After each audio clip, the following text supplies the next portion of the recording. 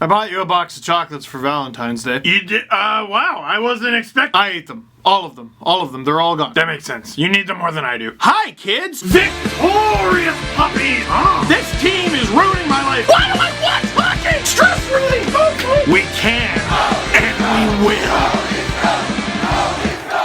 Leafs lose 3-2 to the Dallas Stars. Actually, no, that was the regular jersey. Just the Stars this time. Whoa. I needed a reset. This is a reset video, alright?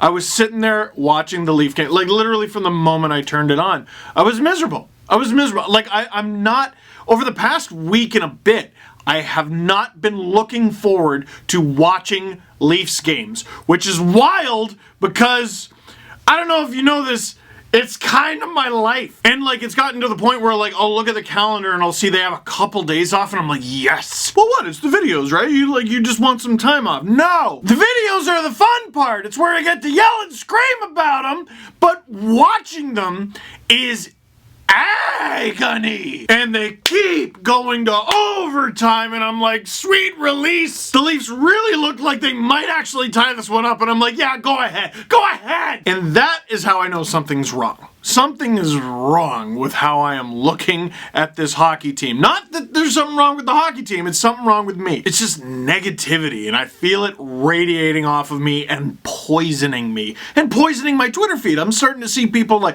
I don't want to watch these guys. I don't relate to these guys. I don't like these guys. I don't like this team. So we're gonna briefly, and I mean briefly, talk about this game, and then we're gonna reset. The story of the game and what ruined the game is the Leafs allowed a goal in the first 90 seconds of each period. I believe it was the first shot of every period, and not the Leafs, it was Frederik Andersen. Now, what are you gonna give him? The Gurianov one was Gurianov being really good, but it was also a partial breakaway, and Radek Faksa, that was Matthews making a bit of a mistake. He played 27 minutes in this one as a bit of a breakaway. And then Tyler Seguin, that one shouldn't even count against Freddie's stats because it's Tyler Seguin in Toronto. I don't care if he's got a 17-game goalless drought.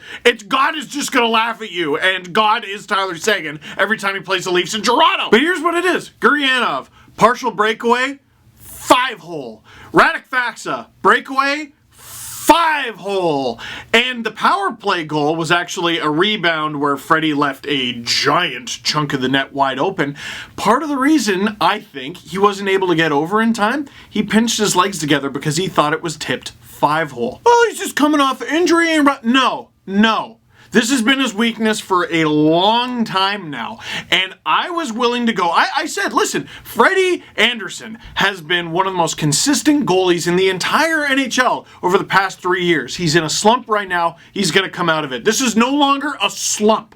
This is 2 months. 2 months! I don't care if he's just coming back. He's got an obvious flaw, and he hasn't been stopping pucks. And it's about time we say it. Well, how dare you? After all the bailing out he's done for this team over the past few, this isn't a blip. It's a problem. Are you healthy or not? If you're not, sit back down. Jack Campbell has been playing fine. If you are, what's going on? What do we need to do to help you stop pucks? You can't staple gun your 5-hole shut because it's illegal, but something's gotta give! Other than the Leafs giving the other team a goal in the first 90 seconds of every period. Every period. Every period? That's mind-blowing! I thought I was gonna have trouble getting fired up for this one, turns out I was wrong! So, first period, Gurianov goal goes in. Faksa goal goes in. Second period.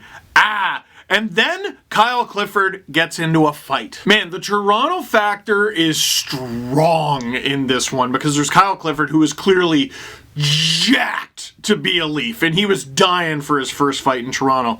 There's Jamie Alexiak.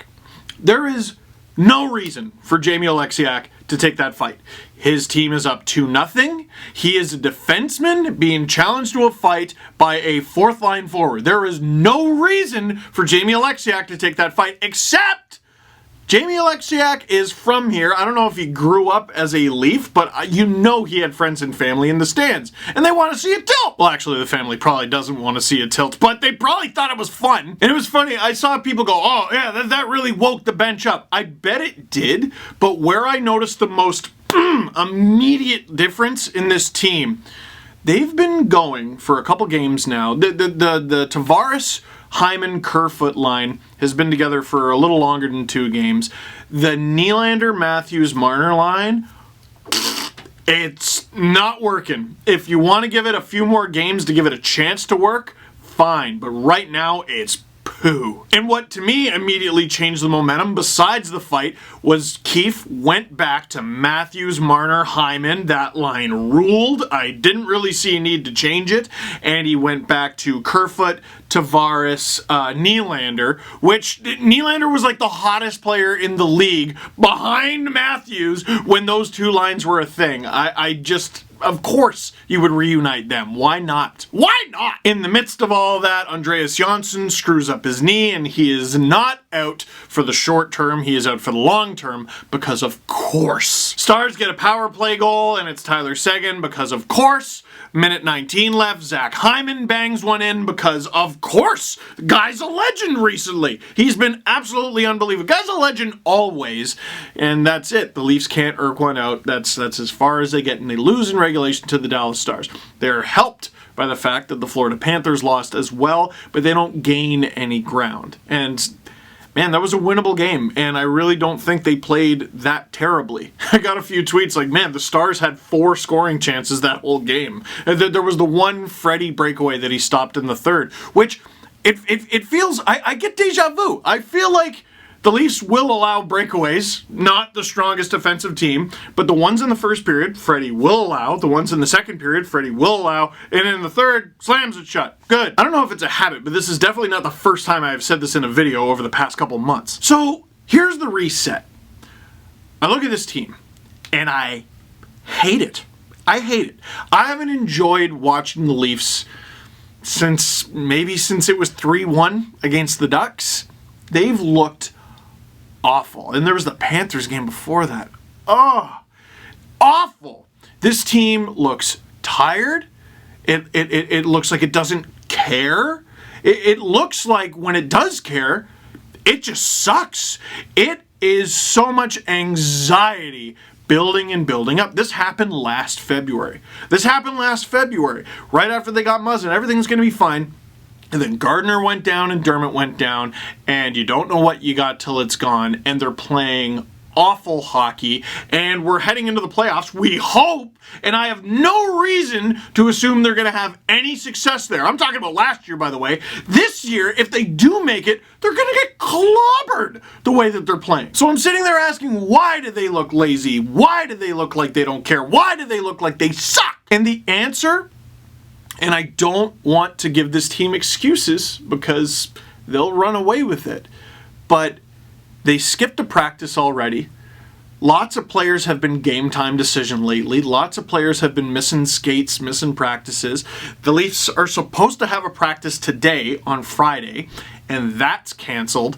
This team has been brutalized by the flu. Now, I know a bunch of teams have, but the Leafs look dead. Watching Justin Holl over the past few games has been torture, but every time the camera closes in on his face, he looks like he wants to die. And he was one of the players who was mentioned as being sick. Tavares was another one, and we wonder why he looks like he's battling. Nylander was one. He missed a couple games. Dermott was one, and that was a week and a half ago. And I said this on the podcast, didn't I? I don't know if I said it in these videos, but I said it on the podcast.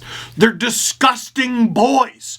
20 plus disgusting boys. You think only one of them's sick? You think they quarantined them? Friggin' I Am Legend?